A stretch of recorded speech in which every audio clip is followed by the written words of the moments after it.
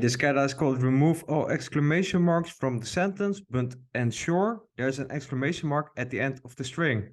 Well, that is the task as well, so let's get it started. What I want to use for this are actually two steps.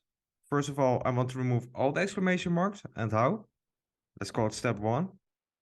Well, for that we use the replace method. First of all, it's a built-in method for strings. As the first argument, we pass in the character that we want to remove, the exclamation mark, and the second argument will be the character that we want to replace it with nothing. So there we get it, just hi. And at this point, we only have to add up a exclamation mark. That would be step 2. Concatenate the stripped or a exclamation mark to the stripped string. So that would be the following, just use a plus operator and an exclamation mark. There we have it. So what we can do is the following, s is equal to the stripped version of the string, and then we just return the string with an extra exclamation mark. There we have it. Well, let's test it out.